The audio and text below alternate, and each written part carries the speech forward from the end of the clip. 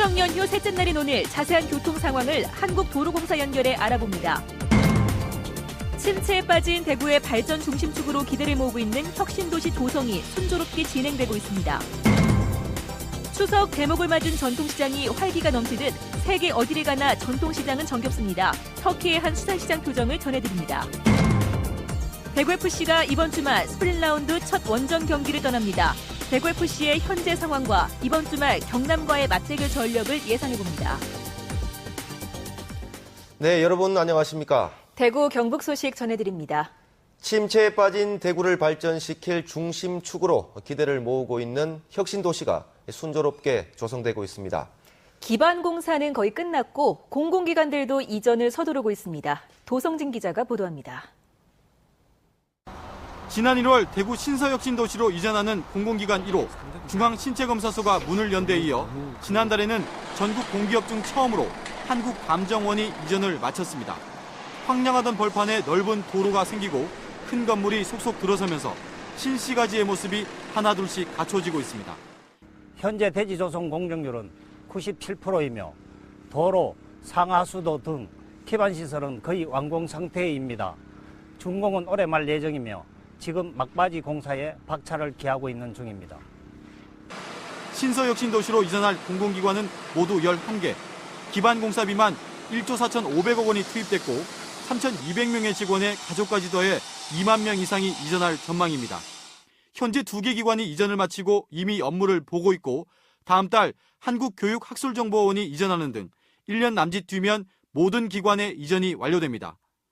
제 뒤로 보이는 건물이 내년 이맘때 이전 예정인 신용보증기금입니다. 내년 추석쯤에는 이곳 신서동으로 이전할 11개 공공기관 가운데 8개가 이전을 마치고 이곳 혁신도시도 완전한 모습을 갖출 것으로 보입니다. 이전 공공기관으로 연간 30만 명 이상의 방문객이 대구를 찾을 것으로 예상돼 경제 활성화는 물론 고급 일자리 창출 효과가 상당할 것으로 보입니다.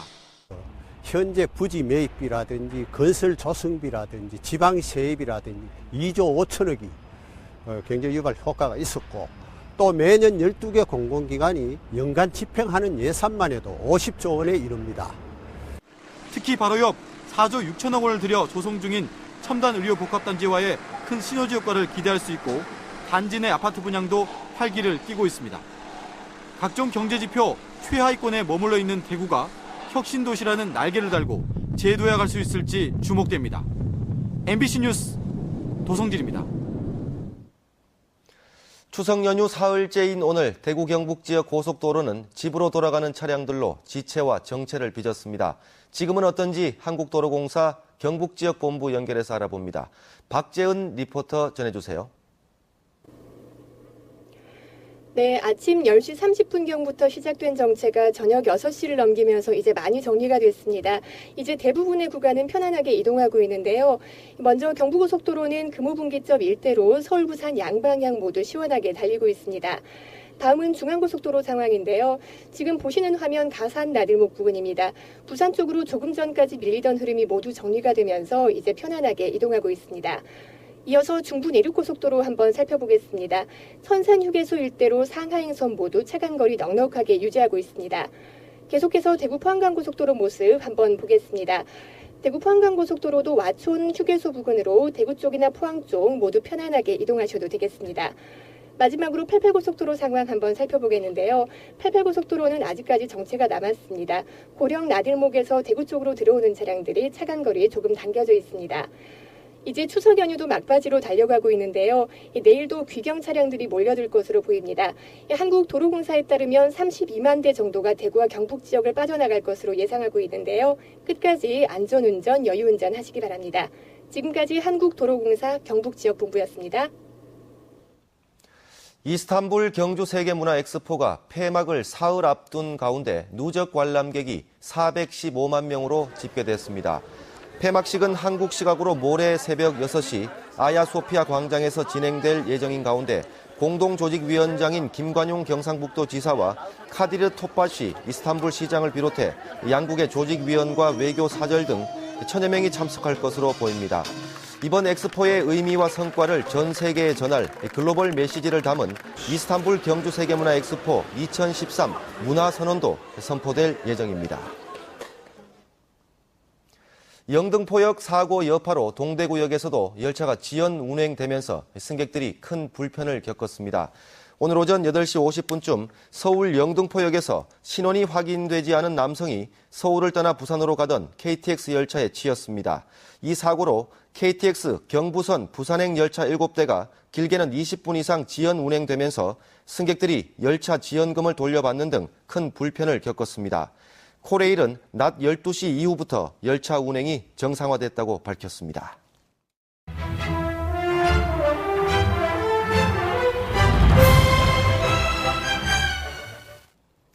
세계 어디를 가나 전통시장은 정겹고 활기가 넘쳐 관광명소로 자리 잡고 있는데요.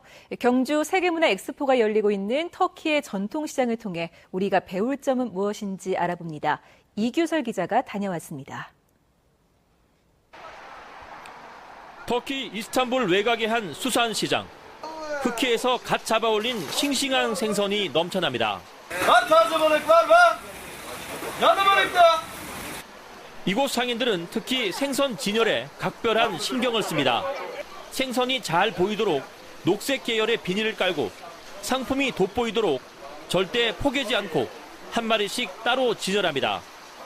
게다가 손님이 신선도를 바로 알 수 있도록 꼭 아가미 부분을 노출시킵니다. Tezgahımızı açıyoruz. Ondan sonra satışlarımız başlıyor. Balıklarımızı da böyle gördüğünüz gibi tablolar halinde bölüm bölüm yapıyoruz. 이스탄불의 생선 시장에는 이름을 알 수 없는 낯선 생선들이 가득합니다. 하지만 포항 죽도시장과의 공통점은 이 생선들이 아주 싱싱하다는 점입니다. 또 시장 안에는 신선한 해산물로 만드는 즉석 케밥 전문 식당이 있어서 시민들의 입맛을 사로잡고 있었습니다. Hani merkezi burası. Balığın merkezi.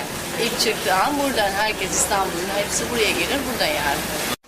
같은 물건이라도 좀 더 보기 좋게 진열하고 상품에 대한 신뢰를 높이기 위해 노력하는 터키 상인들의 모습은 분명 배울 점이 있어 보입니다. MBC 뉴스 이규설입니다. 경북 지역의 지난 2주 아파트 매매 전세 가격 상승률이 올 들어 가장 높았던 것으로 나타났습니다. 부동산 114에 따르면 지난 2주간 경북 지역 아파트 가격은 0.17%포인트 오른 가운데 7곳군이 0.61%포인트로 가장 많이 올랐고 경산, 영천, 구미, 경주, 포항 등의 순으로 나타났습니다. 전세 가격 역시 0.2%포인트 오른 가운데 7곳군이 0.5%포인트로 가장 높았고 경산과 구미, 경주, 포항 순이었습니다. 전문가들은 최근 8.28 부동산 대책의 영향으로 호가 위주의 상승세가 나타나고 있다며 가을 이사철과 겹치면서 한동안 상승세가 이어질 것으로 전망했습니다. 지난달 전국적으로 고용 사정이 나아진 것과 달리 경북 지역은 사정이 나빠진 것으로 나타났습니다. 고용노동부에 따르면 지난달 경북 지역의 고용률은 63%로 지난해 같은 기간에 비해 0.1%포인트 떨어졌고 실업률은 2.9%로 0.6%포인트 높아졌습니다. 반면 전국의 고용률은 60%로 지난해에 비해서 0.3%포인트 올랐고 실업률은 3%로 변화가 없었습니다. 프로축구 대구FC가 모레 강등권 탈출을 향한 첫 원정 경기에 나섭니다. 현재 12위에 놓여 있어 이번 경기가 아주 중요한 변수가 될 전망입니다. 석원 기자가 보도합니다. K리그 클래식 8위부터 14위가 속한 그룹 B. 강등에서 자유로울 수 없는 12위에 놓인 대구FC는 특히 최근 홈에서 부진을 거듭해 위기감이 높아지고 있습니다. 지금 매번 게임들이 상당히 중요한 게임들이거든요. 그래서 한 게임을 그냥 소홀히 할 수 없는 그런 게임들이거든요. 어차피 전부 다 6점짜리고 그렇게 생각한다고 하면은 우리 선수들이 좀 멘탈적으로나 좀 더 정신력을 좀 더 강하게 가질 필요가 있지 않나 그런 생각을 하고 있습니다. 그룹 B에서 상위권에 속한 제주와의 경기에서 기록한 패배도 그렇지만 지난 강원과의 홈 경기에서 승리를 놓친 건 분명 아쉬움이 깊게 남습니다. 경남 경기는 이번에 강원 경기 승리 못했던 거 아쉬움 덜어내고 이번에 꼭 승리하도록 노력하겠습니다. 연휴의 마지막 날인 22일 대구FC의 스플릿 라운드 첫 원정 경기는 사천에서 펼쳐집니다. 스플릿 라운드에서 1무 1패를 기록한 대구FC의 이번 주말 상대는 경남입니다. 앞선 맞대결에서 1승씩을 주고받은 상대인데다 순위표에서도 나란히 위치하는 만큼 치열한 맞대결이 예상되는데요. 시도민구단의 자존심 대결에서 대구FC가 강등 탈출을 위한 소중한 승리를 거둘 수 있을지에 관심이 모아지고 있습니다. MBC 뉴스 서건입니다. 금호강에서 외국인으로 보이는 30대 남자가 다리 아래로 떨어져 숨진 채 발견됐습니다. 대구 소방안전본부에 따르면 오늘 오전 11시 20분쯤 대구시 북구 서변동 산격대교 아래 금호강에서 신원을 알 수 없는 30대 남자의 시신이 발견돼 경찰이 수사를 벌이고 있습니다. 경찰은 이 남자가 동남아시아 외국인일 것으로 추정하고 신원을 확인하고 있습니다. 대구지방경찰청 광역수사대는 묵은 쌀을 햅쌀과 섞어 판 혐의로 43살 황모 씨 등 6명을 불구속 입건했습니다. 황 씨 등은 지난 5월에서 7월 사이 고령군에 있는 한 정미소에 양곡 혼합기 등을 설치해놓고 2009년에 생산된 쌀과 2012년산 쌀을 4대6의 비율로 혼합하는 일명 포대가리 수법으로 20kg짜리 쌀 11,000여 포대를 만든 뒤 2012년산으로 속여 지역 마트 등에 판매한 혐의를 받고 있습니다. 이들은 이 같은 수법으로 모두 3억 5천여만 원을 챙긴 것으로 드러났습니다. 대구시가 금호강 둔치에 축구장과 리틀 야구장을 추가로 만듭니다. 대구시는 최근 생활체육시설 이용객이 크게 늘고 있어 11억 원의 시비를 들여 세천교 상류 부근과 산격대교 상류 부근, 복무동 등지에 축구장 2개면과 리틀 야구장 3개면을 연말까지 조성하기로 했습니다. 한편 대구시는 금호강 생태하천 정비 사업을 하면서 둔치에 체육시설 107개와 편의시설 1000여 개 등을 설치하거나 정비했습니다. 도청 이전 신도시와 예천을 연결하는 예천 방면 진입도로 개설 공사가 이달 중에 발주합니다. 예천 방면 진입도로는 예천읍 남본리에서 신도시 제2행정타운 입구까지 8.5km로 882억 원을 들여 이달 중 발주해 오는 2015년 연말에 완공될 예정입니다. 지난 2월 856억 원으로 공사에 들어가 2015년 4월에 완공되는 안동 방면 진입도로와 함께 2개 노선이 완공되면 경북 지역에서 신도시로 진입하는 불편을 덜 수 있을 것으로 보입니다. 경상북도 민물고기 연구센터는 최근 18개 시군에 73만여 마리의 잉어와 붕어 등 토종 민물고기를 방류했습니다.